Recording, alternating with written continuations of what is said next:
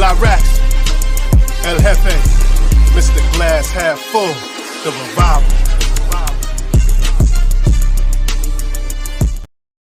Yes, sir. Welcome back to New York Revival, where it's not just sports, it's entertainment too. We bring it all. Spiro, my dog, how you doing? What's up, baby? What's going on?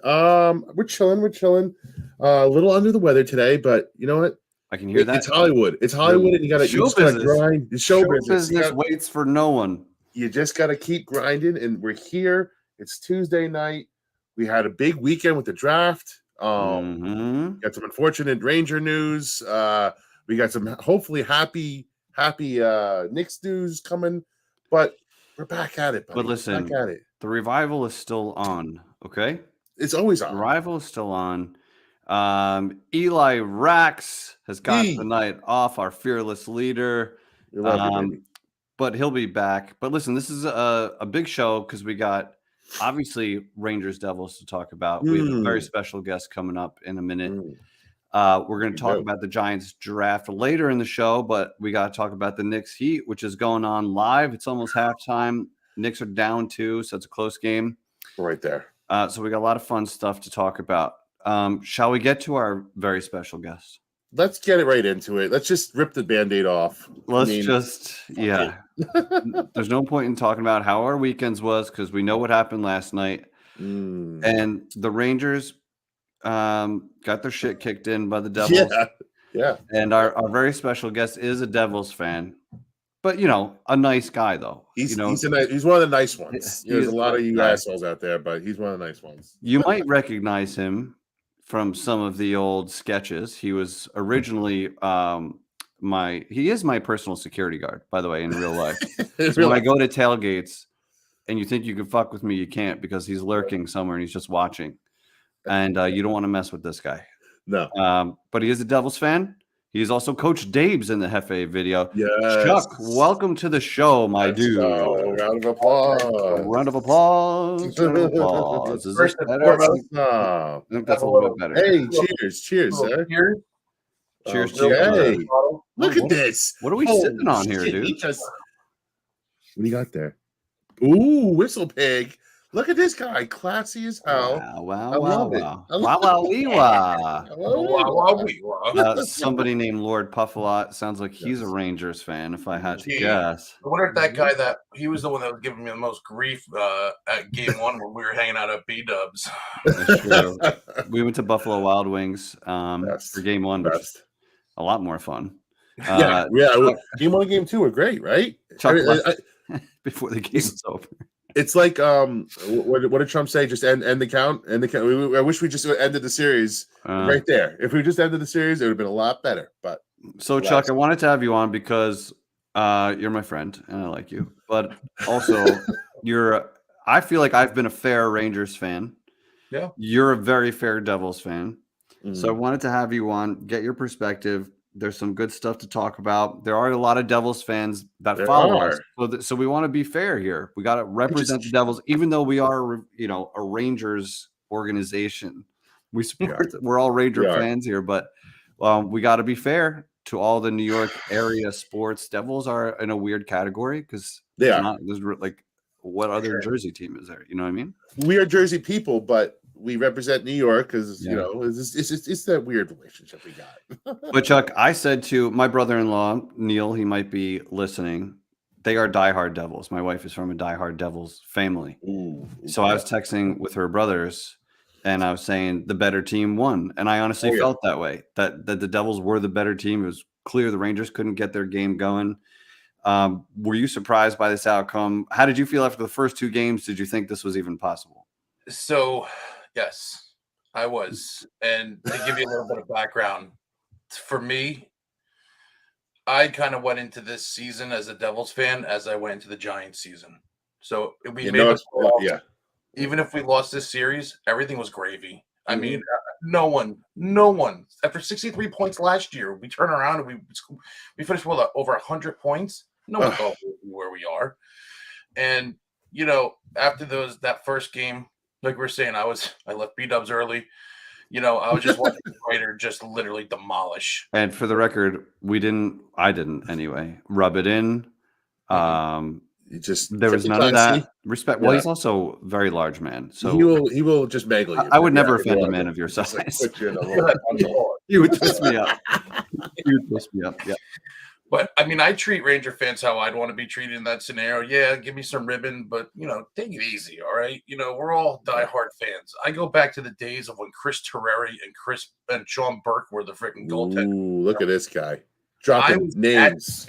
I was at the game that Brodeur got his first start, and I turned to my dad and I said, "Who the hell is Martin Brodeur? I want to see Chris Terreri in goal."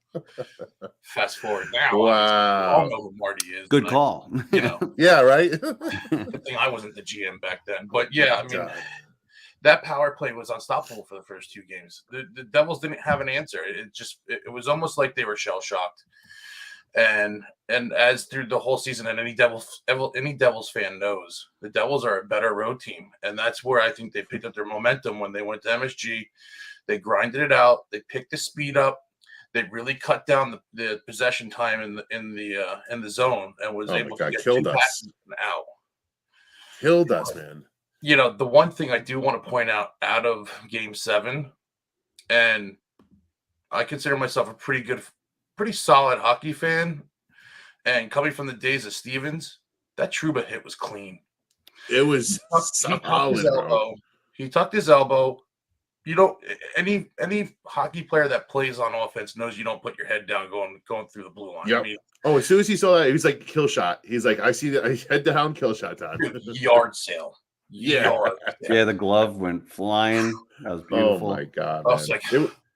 It was the only life they showed all game. I mean, Trouba, he tried, but it was too late at that point. Tried to inject life into it, and he's like, I got to get a kill shot in. It was too late. It was so. If anybody hasn't seen this clip, a clip of it. Let's go. I did what I do. Look at this guy. He's just. I had this prepared, so you will have to unmute yourself to talk through this. I wanted to leave the game sound on because hearing the crowd and the announcers, I feel like is part of this. So if you so it's a longer clip. So unmute yourself once we go here. Here's the hit that Trouba laid out, which by the way needed to happen. It's like 13 minutes left in the game, down 2-0. 3 games ago, it needed to happen. We have no life. And this is the hit that needed to happen, and here it is. It is not coming. Timo Meier. Oh, blasted by Trouba and not getting up. Another one of those big hits by Trouba. I wasn't sure if he was going to get up. That's like a hit. Dude, he took the shot. He wound up being fine, so he eventually got up. When they show Meier still flat on his back on the ice. Hard hit. Dude, and I don't know if you guys watched the handshake Meier afterwards, got hit like this at the blue line by Braden Schneider. Yeah. He was able to bounce off the check. The difference in weight that was the hardest force of fucking this hit I've ever seen in my life. Really? Changes the outcome. Look, I just made that coming up. off the bench. So Meier doesn't see him. The door of the Ranger bench is open. Trouba tried to kill him. Oh, God. Well, let's bring. It's just a colossal hit. But you know what?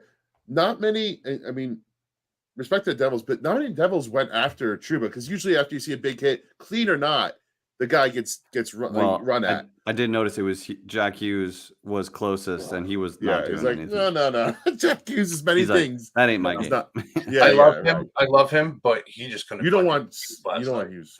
Yeah, he was slipping all over the place. He is. I hate to say it, but he is so fun to watch. Like, he is such a good player. I was just about to say that. My buddy's like, how come Kakko and Lafreniere are not Hughes? It's like we are our top 2 picks for they were supposed to change his franchise around. Nowhere to be. Well, listen, Kakko played okay, but Lafreniere was invisible all series long, and they have Hughes just looking electric out there. He might not have had the goals to really. He had 2 goals, I think, but he just looked like a game changer, and the difference is evident, man. Our best player was Igor, kept us in a game a couple times, but dude, you guys just wiped the floor. There's not many times. There's sometimes where a team will win a series, and you're like, they got away with one. The Devils earned that W through and through, and it pains me to say it because I don't like the Devils as much as some other teams in NHL, but kudos to the Devils. Kudos to Lindy Ruff for changing the fucking plan right away, after game 2, and throwing Schmidt in there. Yeah, and the Rangers didn't adjust back. It's very simple. Gallant didn't adjust back, and he might find himself without a job in the next couple of days. So kudos to the Devils, man. Fucking A. It was fun to watch. It's I mean, like I've said multiple times on Twitter, the rivalry is back, and it's back. And that's what I've been dying for. I mean, it's been 11 years since I've seen the Devils advance in a playoff. And that is a Giants drought. You're right. Like that is a Giants long drought. Mm-hmm. Hey, but I have one last question for you guys, at least from my side. So I'm not going to ask the question. I'm not sure. I'm sure you guys probably aren't rooting for the Devils. Moving on, but if the Devils played the Flyers, who are you rooting for? Devils. I'd pull for the Devils in that scenario. Yeah. I'm. We're just. We're not Flyers fans around here, and I have a wife and family that are Philly fans, but even she is not a Flyers fan, so I don't have to fake. So you don't even have to. I don't have to fake it. I don't have to fake it. I would back the Devils. I would definitely back the Devils, being a Jersey team, of course. But my hatred for the Devils was probably way lower, and now it's gonna have to rise back up now that you guys whooped our ass again. Yeah, well, it's not hatred; it's actually just common respect. It's a little bit of rivalry going on now, and now we have to fight back. You know what? Going into round 1, first of all, you guys were the favorite. Everybody keeps forgetting about this. You guys were the favorite. You guys were the better team all season long. Yeah. So I don't know why us Ranger fans kind of thought hey, we're gonna it was gonna be a cakewalk or something. It's gonna be a walk in the park from day one. But kudos to you guys again. Like I said, you kicked our asses. You made us look fucking pathetic. Well, on that note, in games, I think it was game 4 and 5 where the Rangers disappeared, or sorry, 3 and 4, where the Rangers couldn't skate and they couldn't put a pass together, and I'm like that has to be a credit to the Devils.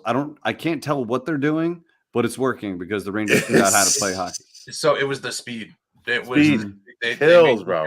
To bring the speed in and be aggressive in the defensive zone to be able to get that puck out within 2 touches. Yep. If they didn't, and you saw that they laxed a little in game 6, and that goes to show. I mean, you guys got those goals and totally took the wind out of their sails, and we're like, shit, now we got to be cautious. We can't be as aggressive as we were. And it was definitely just, those games were tough to watch. Yeah. But, in the end, you respect greatness. I mean, I've said this about Lundqvist. I mean, do I like Lundqvist? No, but I respect him for the handsome Swede. You do not hate a player because they're great. Fair. Respect very it. fair. Respect it. Yeah. Very. And I'll say this and I will, in a way, because I have a lot of friends and family that are Devils fans. All my hatred in sports is reserved for the Cowboys and Eagles. And I have very few Eagles fans that are my friends. I don't think I have any Cowboy, very few. They're very spread out. But I have plenty of Devils people around me that I'd rather see a Jersey team win than anything else. If my team's out, then go Jersey. That's just how I feel. Yeah. So what's your thoughts now? Last thing here. What's your thoughts? How far can we take this as a Devils fan? What do you think? So as we know, the playoffs are up in the air. I mean, it's out there. Lightning are out. All the big previous Stanley Cup winners are out. Yep. I mean, you just got to get past Carolina now, right? And then they play the same kind of hockey the Devils do. So it's just got to see whose stars are going to come out. And you know what? Not even the stars. I mean, look at Eric Haula last night. Yeah. Mikey McLeod. The best part about the Devils team there, and I text my buddy who's a Tampa Bay Lightning fan. I said, thank you for Palat, because that guy. Yeah, he's a playoff performer, man. Magic. Yeah. But all in all, if we get past Carolina, I think there's a good chance I don't want to jinx it. I think we make it to the Cup. And from there, you're playing with house money though now. Yeah, house money.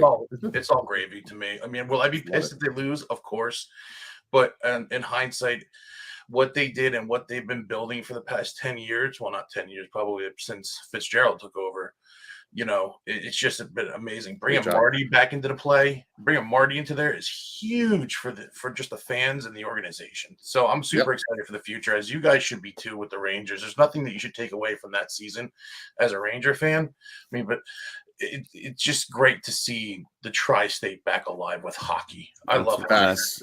Yes, and in general, there's a lot of sports teams on their way back in the area. Mm-hmm. We didn't even talk about your rookie goalie, who just became a fucking stone wall. Schmido. They call him Stone Cold Schmido, actually. That's what they call him. I love it. He's Swiss, I believe. And I could be wrong. Don't correct me if I'm wrong. It sounds right. His first name, Akira, comes from his father's love of the Japanese culture.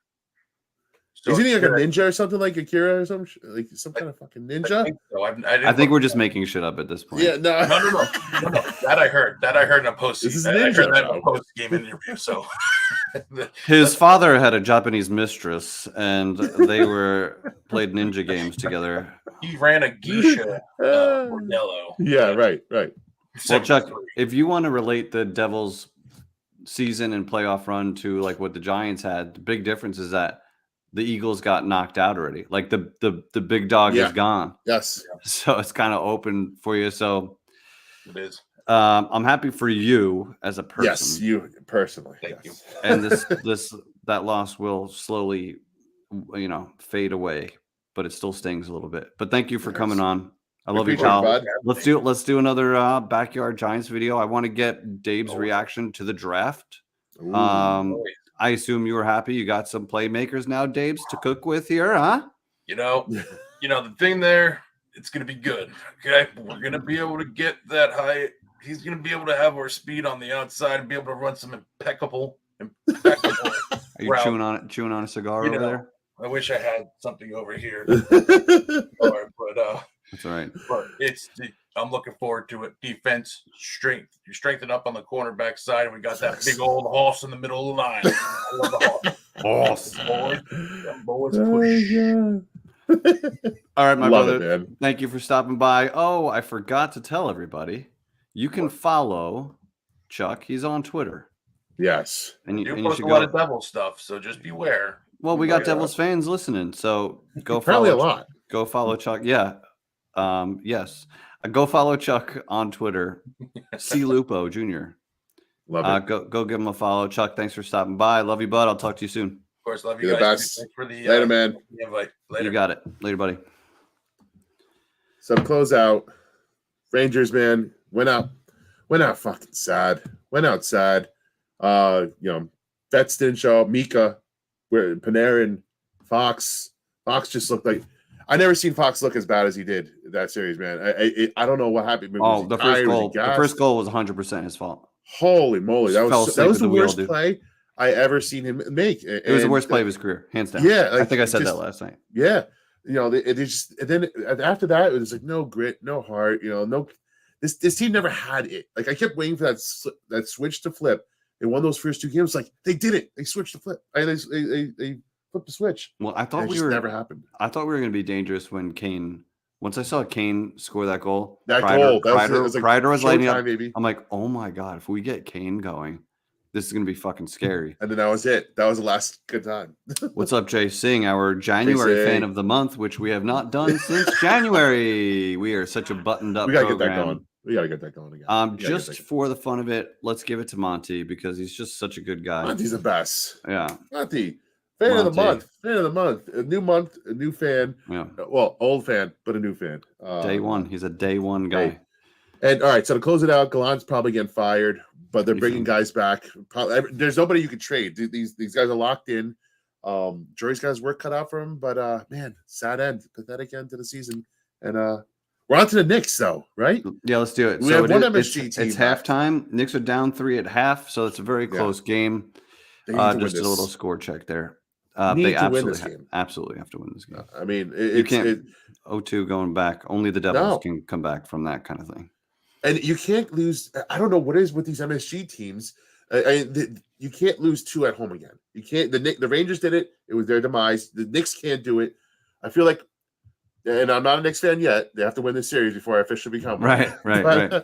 but I feel like we got a little bit ahead of ourselves here after that first series. We were partying in the streets. We're acting like it was, the championship already. And I think once the Bucks went out, we're like, oh, all right, we got the Heat. They're an 8 seed. We got them.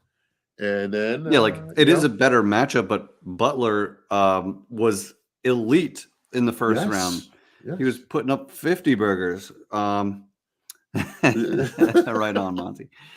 But now tonight you just have to win. You have to protect home floor because Butler ain't there tonight. And if you don't take care of business tonight, then you're not winning the series because he's going to come back. We'll take whatever shot he has to get in that ankle. He's going to come back. Agreed. But if they keep dominating, they can rest him, right? If they're up 2 games going back to Miami, they could rest him, and then it gets even harder. I don't even want to think about it. Just find a way. Find a fucking way, Knicks. And like I said, my buddy gives me shit. He's like, if you're on the bandwagon. I was like, yeah. Well, they better make it fun at least. If I'm gonna be on this fucking bandwagon, make it fun. Make it fun. Come on. Is it a bandwagon? Is it a bandwagon? And until they've done anything? I mean, right. I guess if you're just hitching on a good time wagon, then I guess technically sure. Technically, they've only went one more round than my Nets to have gone yet, so I haven't really it's not a crazy bandwagon. It's not like you became a Warriors fan, exactly. That is in my mind. That's a bitch ass bandwagon. Yeah, you're not. It's not this storied franchise that's got all these championships lined up here. Yeah, I'm crossing town to another Dolan team, but anybody that's like a Cowboys, Bulls, Yankees fan is a bitch from the 90s. Yes, agreed. We hate those kind of people. We hate them. Right. We don't deal with their kind. All right. Oh man. Let's get to the main event. Yeah, shall let's we? Talk about it. Let's talk. Giants had a really good draft. Solid. Really good draft. And I know you guys know all about these prospects by now, right? So we're not going to break down film. That's not what we do. Go to Talking Giants for that. Go to our man Dash. Go to all those guys. Go to the experts. And know what they're doing. Go to the experts. We're here for fun. We want to have fun. So let's talk about it, Jeff. What do you want to talk about first? How are we going to make draft talk fun again? Who do you think was the best value from the draft? Best value. Oh, okay. I mean, listen, you have to say Hyatt, right? You have to say Hyatt. I don't, but go ahead. Okay, fair. I have someone else. Go ahead. I'm going to say Jalen Hyatt because the consensus was that he was probably a top 3 wide receiver in the class. A lot of people had a borderline first round, if not, you thought for sure he was gone in the early second, and he just kept falling and falling and falling. And then we got JMS. He's still there, and then elated like our man Sam Prince up there. I was elated, and we got up and got our game changer, man. So I think Hyatt was the best value, not the best pick. Best value in the draft for the Giants. But what about you? What do you got? I'm going to say John Michael Schmitz. Yeah, because and I like that we had different answers. I like when we come from different sides. Good. But he was mocked to the Giants in the first round a lot. And he was a first round grade, and he was considered by most the best center in the draft. The fact that he was the one guy in the first 3 rounds that we didn't have to move up and sell anything to go get. He was just there to get the best center in the draft. Your top 2 need on your roster was a home run. I like the pick at first. There's different things you could have done in the first round. In the second round, that was the move.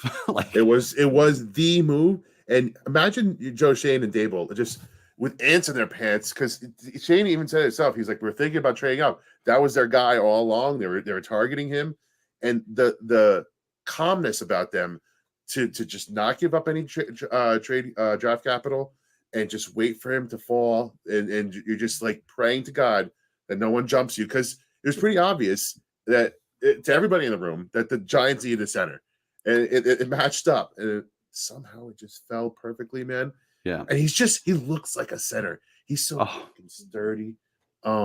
He's just a beautiful looking son of a bitch, man. I love him. know what I like about him? He's like a purebred center. He's not one of these versatile. You could do this, you could do that. Well, those guys don't work for us.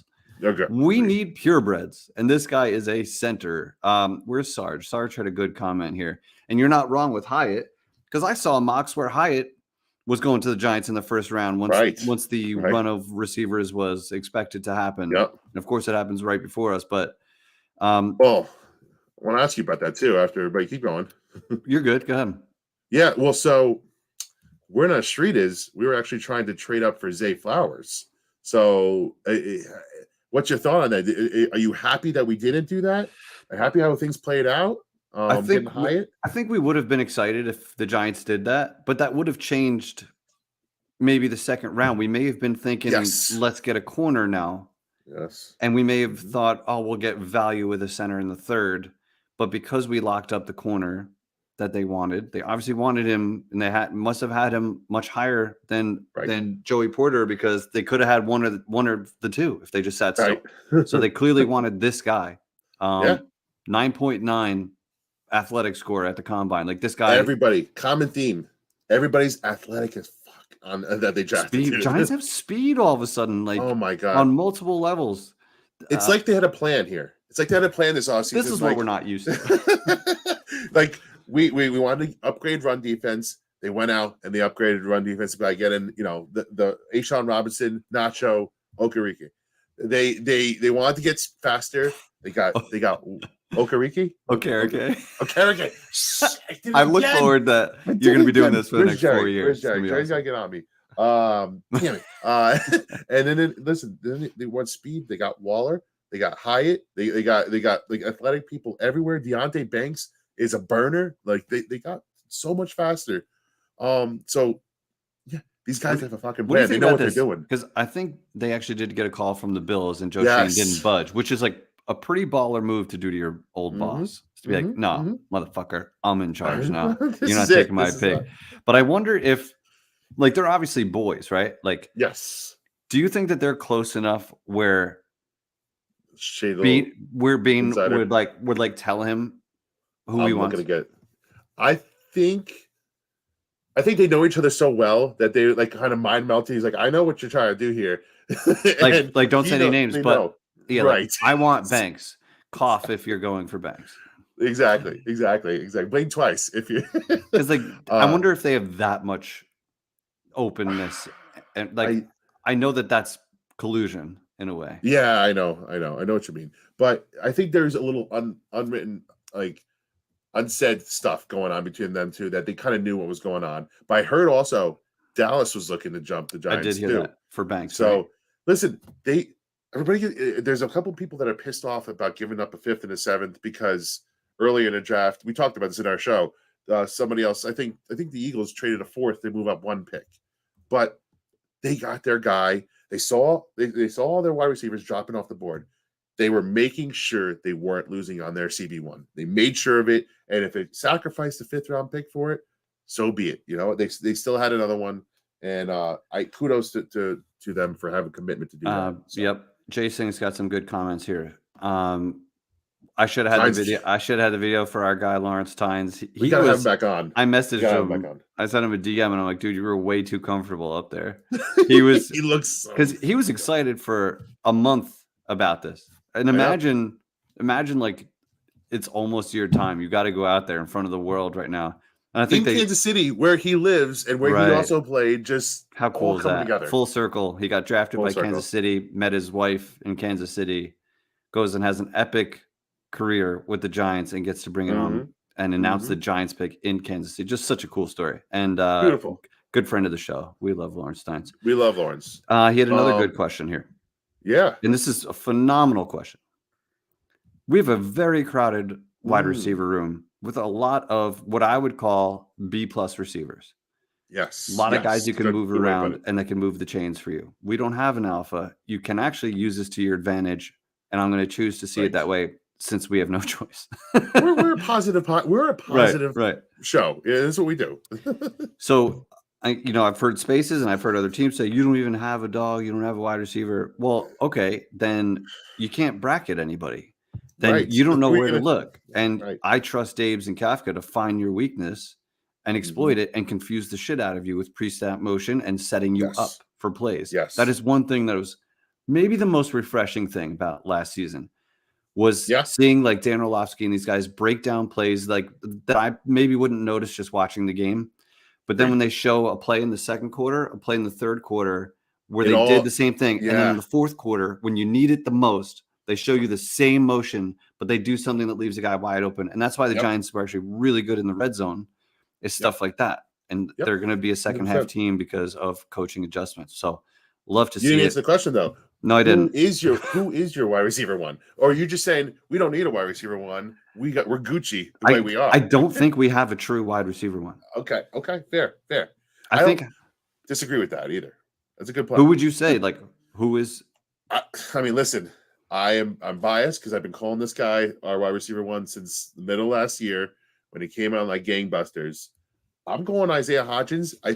This is a guy that barely had any chemistry with Daniel Jones coming halfway into the season, and he looked like our clear number one. By the time the offense clicked when he came, he caught just everything. Yes, everything. And I think he's still a very young player. There's still upside here. This is not like a finished player. Hodgins could be a guy that people talk about as the these guys that come out of nowhere, undrafted, late round picks. Maybe we found ourselves a diamond in the rough here. Maybe we found it. So I'm going to say that Hodgins takes what he had last year and takes that to the next level this year, and just continues to be our wide receiver one. Extrapolate those numbers out. It's probably like a 70 catch kind of deal, 1,000 yards, and maybe 7 touchdowns, and that's wide receiver one material in my eyes. I think we're gonna have. I think we're gonna spread the love around. Yes, it's a fascinating topic because I've heard people say Isaiah Hodgins gets pushed down, and I don't know how you do that after.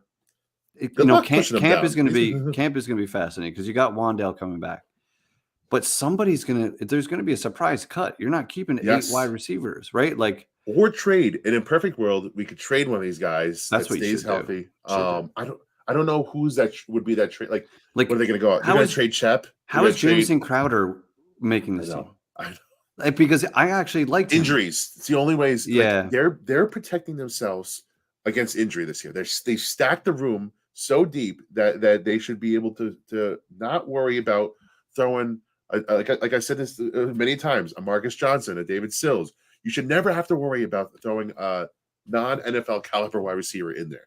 And that's the beautiful thing. We shouldn't have to worry this year. You're right. Big shout out. Go ahead. Who we got? I mean, who's better than Tuto's Tuto? Just the best. I got to tell you something about Tuto. He's always this guy, he's so positive and uplifting. He leaves comments every morning on different revival videos. And it's like, honestly, I look forward to him. I get an email when I see it. Makes me happy. And sometimes it's exactly what I need to hear. It's like it's like these motivational quotes. I'm like, fuck, you know what, Tuto? Fuck yeah. And I don't say thank you enough. So thank you, Tuto. Cheers to you. Please keep doing that because it is appreciated. I love it. And then let's just say one more thing too about Jalen Hyatt. Everybody, so the two, and I said this on a video over the weekend. The two things people worry about: what is he going to do against press coverage? Because he got easy releases in Tennessee. That's the way the offense worked. Listen, he's not going to be going up against your number one cornerbacks in year one. Nobody's going to respect him at that level yet. So he's got to beat cornerback 3s, cornerback 4s, and you send him on go routes. You send him on what he did best at Tennessee this year. You don't need him to have this crazy route tree year one. You don't need to be running slants. He's not going to be having that many snaps, God willing. You do what he does best. Send him on go routes. Send him on fly routes. Send him on post routes, crossers, easy stuff, and let him burn. Let him burn, man. He's going to be fun. He's going to be very fun. I like him. I like the way he talks. I think they got a good fit. I'm a big fan of him. Monty he's already replacing Sills. Hey. I think he sees the writing on the wall here. This room just got a lot deeper.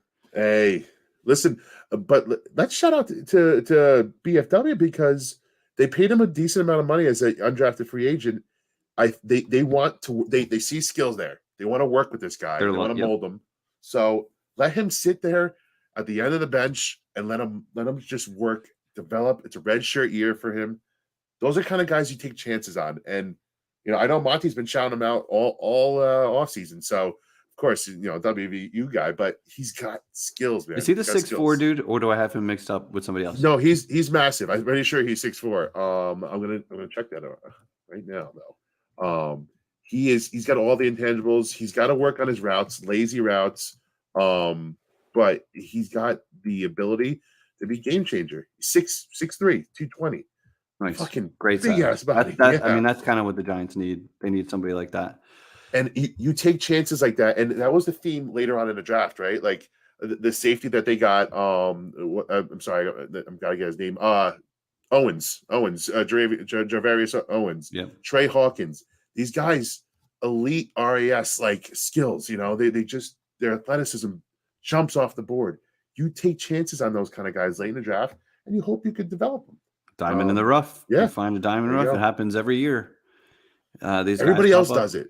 Everybody else does it. The Giants need to start getting there, and I have faith in this coaching staff to develop and find those guys. You're right, though. The deal he got was interesting for an undrafted free agent. It's like fully guaranteed, a little bit of a signing bonus. Yep. Good for him, man. And I think that's a long-term play. I think he probably sees a lot of these guys not being long-term, and they plan on being here long-term. So yeah. All right. So let me throw something else by you here. I don't want to take a turn too much into negative town, but we have to talk about it because there's always going to be the high draft pick that everybody just loved. Everybody loves, but doesn't come off like gangbusters right away. If there's one guy that because listen, cornerback's a tough spot to break into year one.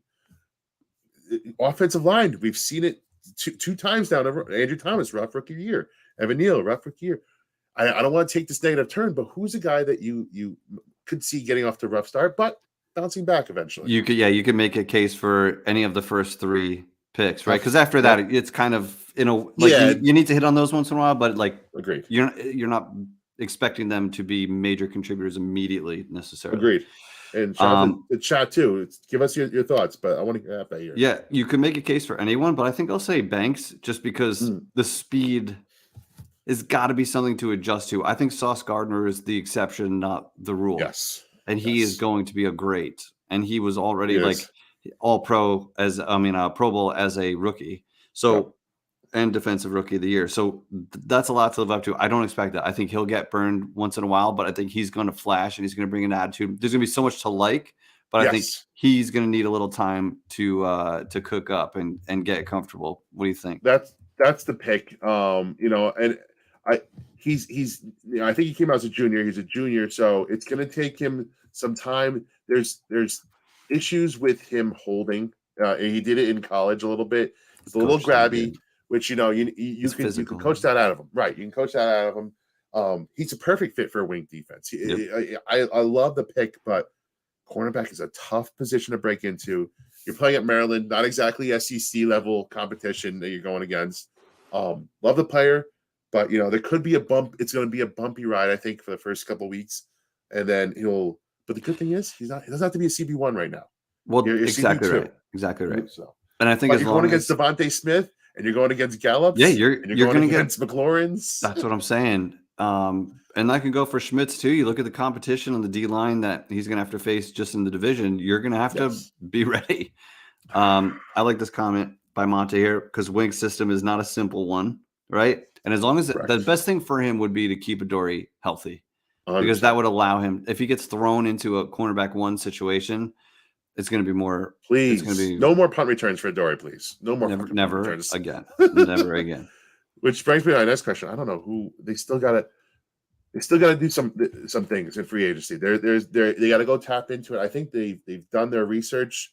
They wanted to go in the draft, see what they came out with, and now you're going to see a couple of vets still to fill in those last holes. I don't know how they're going to do it with the no money that they have, but I think they're smart enough to know that this is not a complete team yet. Yep. And there'll be cuts. We're going to see some additions, but people, this is our team. This is the meat of our team right now. So it's exciting. We had a consensus across the board. Like you'd be hard pressed to find one B grade from all the prognosticators, all the analysts. I mean, that kind of gives me a little. I know those draft grades mean shit in the long run. It can give you pause too. It does. It does. It feels good. We're not used to that kind of praise. Yeah, exactly. We'll take it. But it was pretty much like unanimously a great draft by the Giants. I've seen grades. I haven't seen grades lower than an A. I don't think. No, A's and A pluses. Yep. The value they got in the first 3 rounds kind of just, it was really day two. Day two. Yeah, day two was it. Day one was like, okay, we gave up a fifth and a seventh when this guy was there. And like, you got people thinking you could have just stayed and you could have done whatever. But to have the day two that you had is like, okay, we are set up right now. Beautiful. Yeah. And I like I'm lukewarm on the running back for now. There's some things to like about him. Eric Gray. Yes. 5th round out of Oklahoma. He will make the first guy miss every time. Oh, yes. Beautiful cuts. If you watch this guy, like I could see him in the screen game. I could see him giving Saquon a breath and having a flash. The one thing he doesn't have that I really wish he did is breakaway speed. Yes. He is not a home run hitter, but he will get you first down after first down. So they wanted him for a reason. Right. And that's what we kind of faulted Saquon for prior to last year, right? Like he never got the yards that were there. He'd always try to break it out and hit the home run. This guy looks like he's always going to get you those yards that are there. And like you said, you'd be lucky if the first person gets him down every time because his cuts are on a dime. It's almost like he doesn't lose speed at all on those cuts. It's amazing to watch. He's a jack of all trades. He could block, he can catch, he runs the ball well. Vision's great.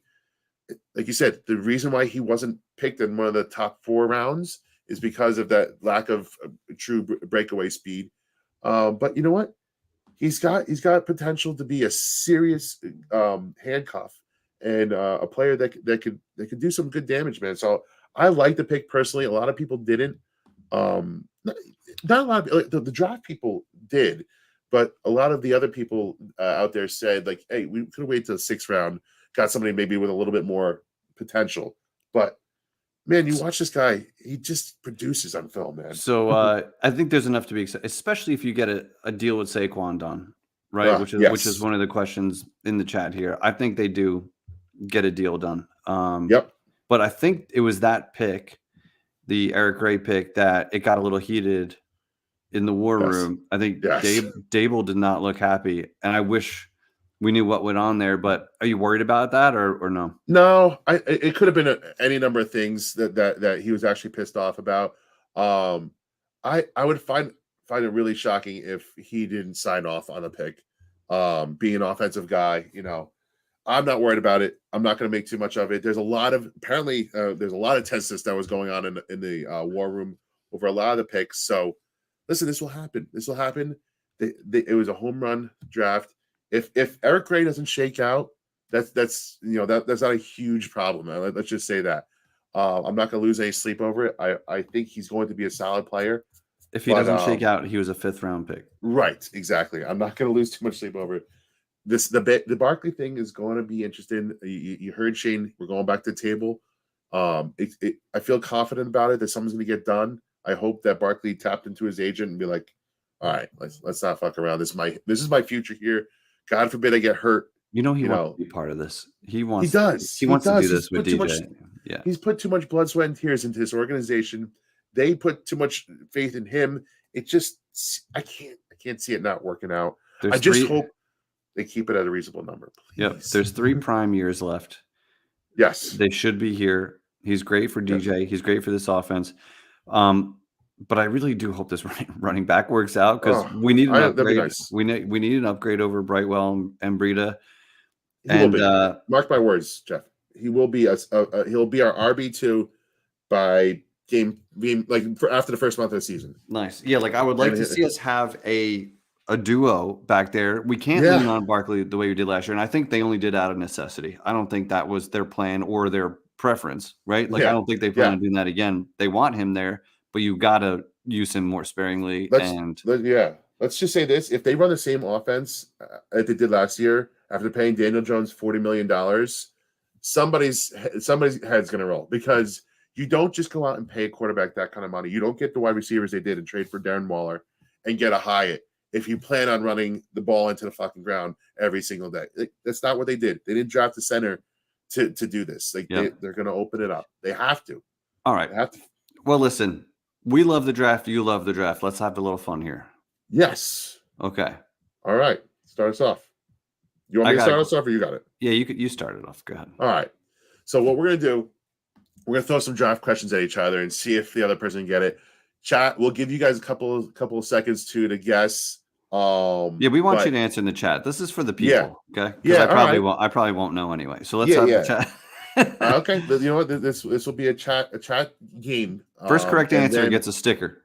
Oh, there you go. Boom, boom. Boom. Okay, so we'll give it, my opinion, a layup to everybody for the first question. So, 2 members of the 2023 draft class were on the same team at some point in college. Can you name those players? I should have had some music. Yeah, a timer. Or let's see if anybody knows the answer after this. All right. If anybody knows. All right, we'll give you 5, 4.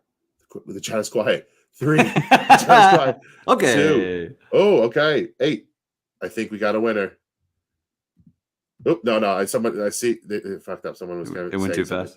Yes, it was Hyatt and Gray in Tennessee.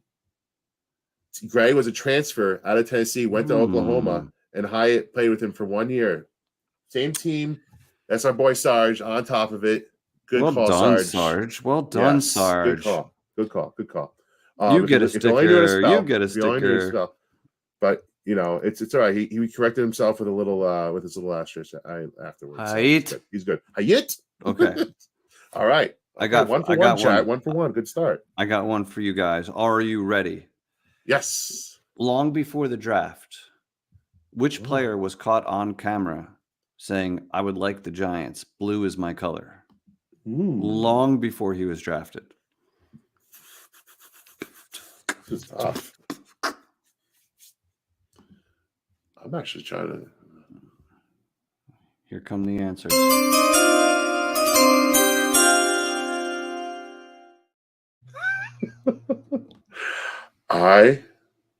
Was it Hyatt? We got a couple of Hyatts out there. What is your guess? My guess, I'm going to say Deontay Banks. It is Jalen Hyatt. Oh, did Sarge get it again? He did. Jaheim. Look, I see what he did. Well, you got two stickers now. I'm pretty sure you had one already.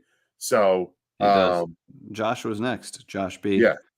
Josh B. Send us a DM on our Twitter, and we will figure out how to get you a sticker, sir. Yes, sir. Absolutely.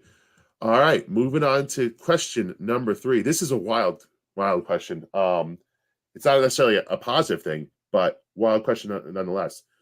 Can you guess which player had his family temporarily displaced because an EF5 fucking twister tornado basically took out his whole house?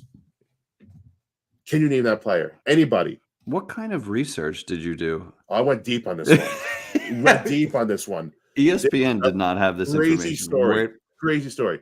A twister that took out his house in Oklahoma. I'll give you guys a little tip there. Oh, well, that's a very nice tip.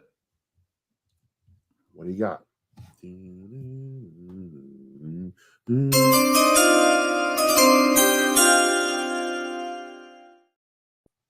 What do we have for him, Johnny? Okay. I said it was Oklahoma. It wasn't who you thought. It wasn't who you thought. It was actually Jervarius Owens, the Houston safety, man. Unbelievable. I was reading through his profile. Just an awesome story. He persevered. Him and his family. I can't imagine. What goes on there. Why anybody, for the life of me, lives in Oklahoma if you're not in the military is beyond me, because, man, that's some scary ass shit. Good for him. Good for his family for getting through it. Displaced and just enrolled right before he went into high school. Just imagine your life getting ripped out like that. Right before high school, too. Right before high school. Now he's sitting in the NFL playing for the New York Giants. And a sleeper that a lot of people, let's give this guy a chance here, because a lot of people had him in the 4th and 5th round. Got some traits. Again, one of these dart throws. Yes, I did. Violet, you're damn right I did. But again, a lot of people had this guy going higher in the draft. You know, he just needs a little bit of coaching. Jerome Henderson, get your hands dirty with this guy, and we might have ourselves a safety here. We might have ourselves a safety. That would be, I mean, that's how you really build a good roster, is you hit on picks like that. Sneaking that's a 6. Anything after the third round, if you could hit on anything after the third round and get an actual quality NFL starter, it's gold. Absolute gold. Such gold, especially a starting safety. To find that late in the draft is how you change a team. Maybe you replace a Love for the like on the cheap. You know, Pinnock will get the first crack at it, but if you could develop Owens, and by the time the end of the season comes around, shit, man, that'd be fucking. I just love our coaches. I just feel like they can work with these guys, and now the year over year they get more and more of their guys in there, the guys that they want. That's picked. It. That's great call. So I said at the beginning of last year, before we even played a game with the staff, that in fairness, it would take till 2024 to see what they actually want to build. And that seemed so far away at the time. But I feel like it's a lot closer now, right? The coaches just prove themselves so much. But until like you have shit like that Leonard Williams contract off the books, they're still cleaning up. Yes. You know what I mean? Yes. So 2024, I feel like there's no more excuses for the cap. It's your cap now. You've had, all those stupid contracts will be gone. So I'm really excited. Big couple weeks coming up, though. Fun. Big couple weeks. They got to figure out something to do with Saquon, Leo, and Adoree'. Someone's got to give it those contracts. They can't go into the season this tight up. You literally can't. You can't. You can't. They can't function at this level. So it'll be super interesting to see. Oh, Dex. If throw in Dex's name there, they're close there. It sounds like. But man, a lot of good stuff to happen. But knocked it out of the draft, Shane. Knocked it out. You knocked it out of the park. Dable, all you guys, just kudos to everybody. We had a good time. We had some videos over the weekend. If you guys didn't see it, check it out. We tried to do a little bit of our analyst shit. That's not what we're good at, though. We like having fun. Yeah, but it was just fun to talk about. It was fun because we had Giants news, and now we're going to go into a deep, dark place, guys. But Revival's got you. We're going to have fun, okay? We're probably taking off next week. I'm not going to lie. Yeah. But after that, we got you. We'll be back. We need a Knicks to carry us. So let's get a W tonight and let them keep winning so we could keep having fun in New York, right? You know what it is? I just want to get together with you and Eli and have some beers. Me too. Maybe record a quick video in lieu of this virtual business. We will have some content out for you guys. I promise we will have some good fun for you guys. But listen, Jeff, I think we're going to wrap up. We loved everybody out there. Thank you for coming out. Chat, we love you. And let's go Knicks. Let's have a good night. And I guess we'll catch you guys when we catch you guys. All right. We'll always be around. We'll be on Twitter. You know where to find us. You know where to find us. You know where to find us. Thanks for hanging out with us tonight. Like and share and comment and do all those things. We appreciate you. See you next time.